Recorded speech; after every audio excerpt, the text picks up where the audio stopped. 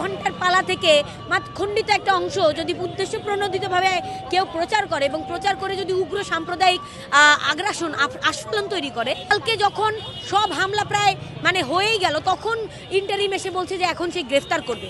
ওদের উপর যা হয়েছে সেটা অন্যায় এবং অতি সত্বর আবুল সরকারকে মুক্তি দিতে হবে।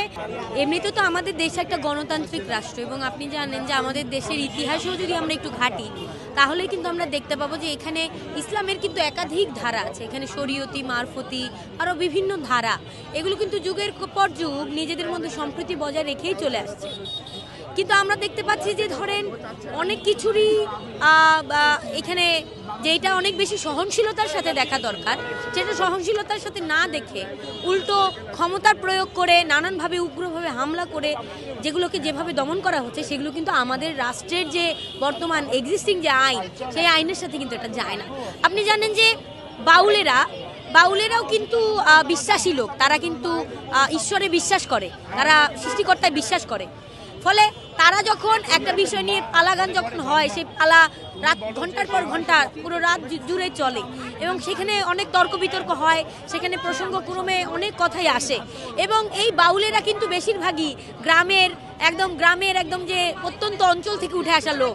তাদের ভাষা কিন্তু আমাদের মতো আধুনিক না, তারা কিন্তু আমাদের মতো শুদ্ধ ভাষায় কথাও বলে না।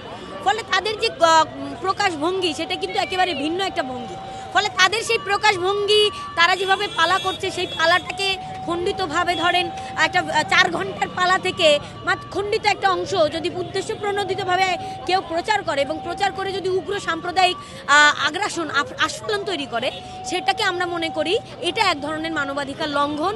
এবং গত কয়েকদিন যাবৎ আবুল সরকারের গ্রেফতারের পর মানিকগঞ্জে, পরে ঠাকুরগাঁয়ে একের পর এক আপনি দেখেছেন কি পরিমাণ হামলা হয়েছে।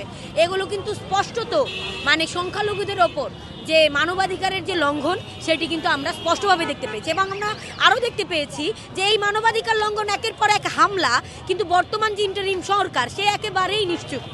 একদম কালকে যখন সব হামলা প্রায় হয়েই গেল, তখন ইন্টারিম এসে বলছে যে এখন সে গ্রেফতার করবে।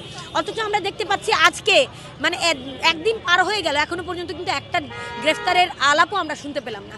কিন্তু তাদের কথা ছিল কি, যে এদেশে সংখ্যালঘু, সংখ্যাগুরু সকল সম্প্রদায়ের মানুষ এখানে সম্প্রীতির সাথে বসবাস করবে, কেউ কারো উপরে হামলা করবে না, সবাই সকলের মত সহনশীলতার সাথে গ্রহণ করবে। ফলে সেই জায়গা থেকে আমি মনে করি বাউলদের উপর যা হয়েছে সেটা অন্যায় এবং অতি সত্বর আবুল সরকারকে মুক্তি দিতে হবে।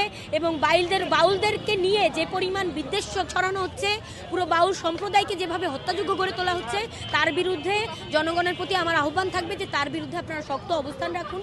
কারণ এই ধরনের মব তৈরি করে যে কোনো একটা বিচার সংগঠিত হয়ে যেতেই পারে, কিন্তু যে ক্ষতিটা তারপরে সংগঠিত হবে সেটা কিন্তু আমরা কোনো কিছু দিয়েই ভরাট করতে পারবো না। ফলে আপনাদের সকলের প্রতি আহ্বান, উগ্রভাবে দেশে আইন আছে, দেশে বিচার আছে, ফলে তাদের হাতে ছেড়ে দেন, আপনারা নিজের হাতে আইন তুলে নেবেন না।